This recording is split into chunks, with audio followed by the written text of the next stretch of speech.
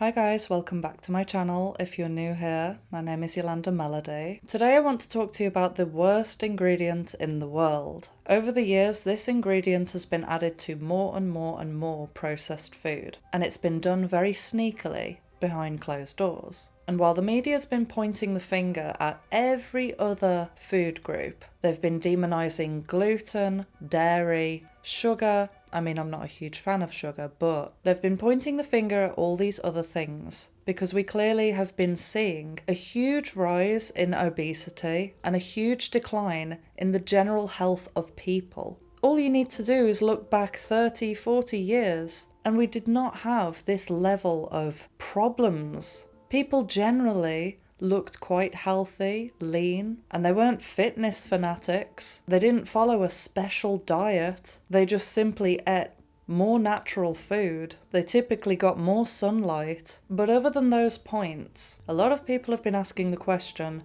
what's going on? So I won't leave you in suspense any longer. Some of you guys may already know quite a bit about this. The ingredient that I'm going to speak about today is seed oils. If you are a person that hasn't paid attention at all to seed oils, you will probably be quite confused. Seed oil production has rapidly increased over the years. And believe it or not, originally seed oils were actually used as engine fuel. Sooner or later, people realised that it was actually very, very cheap to make. And in case you hadn't noticed, these big companies don't actually care about people's health. They care about profit. And when I say seed oils, I am referring to all of these different types of oils. When people first started using these oils, they didn't really have much information about it. All they could go by is what it's labelled as. Vegetable oil, sunflower oil. You see, most people would see this and think, oh, sunflower seeds are good, they're healthy. Vegetables are good, they're healthy. Therefore, vegetable oil is healthy. It's very easy for people to come up to these conclusions, just at a glance. And simultaneously, we've seen over the past 10, 20 years or so, things that contain saturated fat have been demonised. The media has pushed this idea that saturated fat, which is found in dairy, is the thing that makes people gain weight, so you should avoid it at all costs. Simultaneously, when this was happening, the use of seed oils rose rapidly. People then started choosing to use vegetable oil in their cooking as opposed to just butter or ghee. Even I myself fell into the trap of believing that dairy was bad for my health in every way and that I should eliminate it. So I'm not shaming anyone. What I'm saying is that we have been lied to.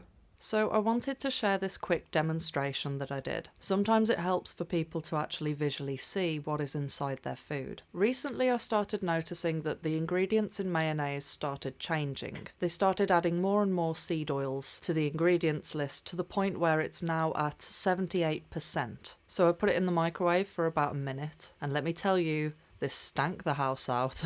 It smelt disgusting, and I was horrified when I opened the door at not only the smell, but just take a look at this. Most people, when they see mayonnaise, they don't think to themselves, oh, that's an oil. But it basically is at this point.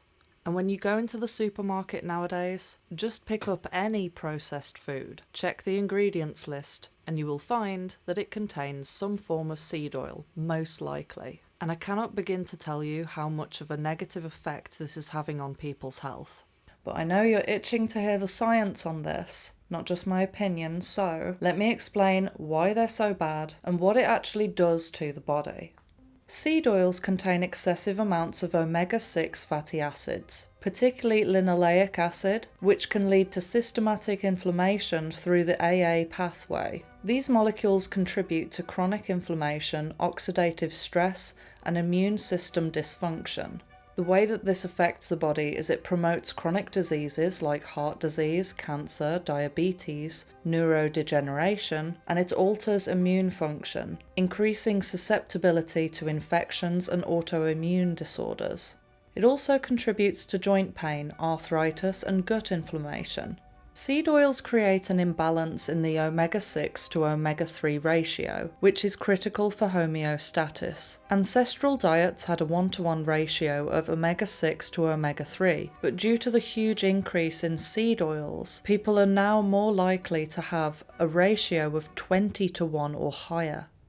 This is really, really bad news. Throughout my life, I have researched so much about nutrition. And a lot of people might not know this, but the body actually needs a good balance of nutrients and things need to be in harmony. And sometimes if you have too much of one specific nutrient, it actually works in opposition towards another nutrient. So if you have too much of a high level of one thing, it will deplete you in a different area. Synchronistically, I've been learning a lot about omega-3 recently. Now, the thing that seed oils does is it depletes your omega-3 by creating a massive imbalance. And as it says, it's due to the high levels of omega-6. Before I go on with the rest of the scientific explanations, I just want to cover one thing. This is what really pushed me when it came to researching about this and made me feel like everyone needs to know about this. There are so many people out there that are struggling to lose weight. There are people that put in so much effort and sometimes they feel like they're just hitting against a brick wall. And because so many people have been experiencing this in recent years, you now have people that believe that in order to be lean, you have to starve yourself and be constantly denying yourself of food. But what's really happening is that these fats that are in these seed oils, to put it bluntly, the body doesn't know what to do with it. That's what's happening. In order to create a seed oil, you have to imagine how much condensing has to be done. Even though sunflower seeds are perfectly healthy to eat in their natural form, in order to make sunflower oil, one part is being extracted from the natural food that was grown, and the other components are being disregarded. Essentially, it's been genetically modified in a way. In nature, we were never, ever, ever supposed to consume this at all. And this is what people forget. If you are a person that is struggling to lose weight, if you're a person that maybe struggles with cellulite especially, I would strongly recommend that you just listen to what I have to say in this video and feel free to do further research. But I genuinely believe that if you start reading ingredients and cutting out seed oils, you really would notice a massive difference in not only your appearance, but in your general health. I know that I'm fixating a lot on the weight loss side of things, but seed oils contribute to so many other health problems simply because it's not natural. The body does not want this stuff. So some of our effects on the body is brain health decline, because omega-3s are crucial for neuronal function, increased heart disease risk, because omega-3s prevent arterial inflammation, which seed oils exacerbate, and impaired fetal development, because it affects DHA levels. It can also cause autoimmune diseases due to chronic immune activation. Another part of this is lipid peroxidation and oxidative stress. Seed oils are highly unstable due to their multiple double bonds, which makes them prone to oxidization. When exposed to heat, light, or oxygen, PUFAs form lipid peroxides and toxic aldehydes. These byproducts damage cell membranes, proteins, and DNA, contributing to aging and degenerative diseases. Seed oils interfere with fat metabolism and mitochondrial function, leading to reduced beta oxidation, mitochondrial uncoupling.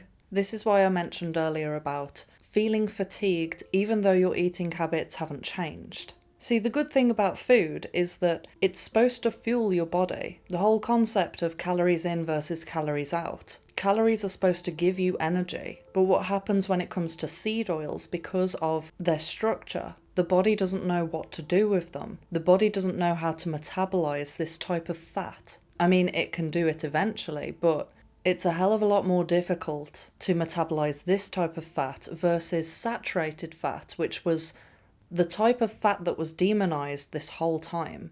The thing that gets me about this is that I'm very fitness orientated, and I've always been very passionate about learning about nutrition. And I have tried to perfect my diet over time and eat as clean as physically possible. I work out. But the incredibly frustrating prospect to me is that you could be eating something that your body cannot metabolize and you're not even getting any energy from it. That to me is really scary. Another thing that seed oils do is they alter your hormonal function by inhibiting steroid hormone synthesis. Cholesterol is needed for sex hormones, but PUFA oxidization impairs its function. It increases your estrogen because omega-6 promotes excess estrogen, leading to PMS, PCOS, and infertility. And have you noticed that there's been a huge increase in all those things recently? Most women that I speak to nowadays have some form of hormonal dysfunction. And although there are also many other factors that play into this, such as birth control, the poor diets of people in general, but it doesn't take away from the fact that seed oils are contributing to this as well. Also for men, it lowers testosterone due to oxidative stress and mitochondrial damage. Now I know so many people are going to ask this question.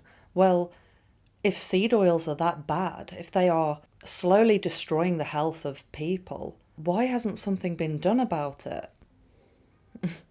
When you go down the path of truth-seeking, you start to put the pieces together that the system does not care about your health.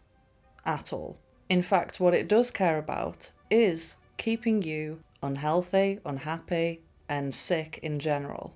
And if you haven't learnt that by now, I don't know what to say to you, but I know that most of my regular viewers are on the same page with me on this. The funny thing is that you hear a lot of people say on the internet that the best way to stay healthy and stay in shape is to simply eat natural food. Eat as natural as you physically can and avoid processed food as much as you can. Now the interesting thing is that once you start searching for processed food that doesn't contain seed oils, you realise that it's like finding a needle in a haystack. I am one of those people that spends a plethora of time in the supermarket reading ingredients.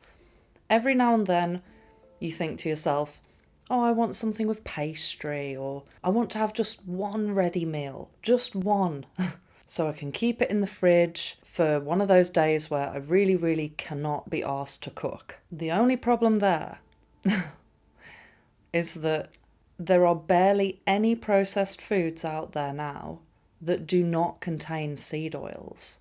It is so difficult. So people have put the pieces together already that processed food is the problem. And yes, there are many things in processed food that are harmful to people. But seed oils, like I say, is one of the leading issues. It is one of the most harmful ingredients. So what's the solution? This is one of those things where I will say that raising awareness could actually make a difference. There's a lot of harsh truths that a lot of people are not willing to accept. However, I think that the issue of seed oils is a little bit different. The reason why all these processed food companies are able to put so much seed oils in their foods is simply because they're preying on people's ignorance. There are a lot of health-conscious people that don't even know about this. There are a lot of chefs that don't know about this, that work in restaurants. Restaurants don't know about this, majoritively. And again, they're incentivized to use seed oils because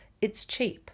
However, I think if people were to know that this is causing so many health problems for them, and it doesn't even taste better to use it, I think that people would want to make the switch. It's one of those things where once you know, you can't get it out of your head. You can't just turn a blind eye to it anymore. There's processed foods that I used to have as like a little treat now and then. I can't have them anymore. I simply, I can't stand the thought of eating them purely because of the seed oils. And if people stop purchasing foods that contain this, then companies will have no other option but to change it. And the same goes for restaurants. Now this has started to build up some traction because there's actually 2 apps that I know of that will tell you which of your local restaurants are using seed oils and which ones aren't. Now I don't personally use these apps because they're paid, and I personally believe that it should become public knowledge. You should be able to ask someone at the restaurant if you go and eat somewhere. You should be able to ask them, what type of oil do you use for cooking? And if they say that they use olive oil, I will just say this: olive oil is better than seed oils, but I personally don't think that it is the ultimate solution. It still contains a reasonably high level of omega-6, however it is much less than seed oils. But there is talks that a lot of the olive oil that you see in the supermarket isn't pure anymore, and it's actually cut with seed oils. And there are ways in which you can test your olive oil to see how pure it is. And another way to not guarantee, but it's an indicator that it might be pure, is to check where it's sourced from. If it's sourced from one country in particular, then it does have a higher chance of being pure, but it's not a guarantee. So if it were me personally, I would use as little olive oil as possible, and where possible, I would switch to butter.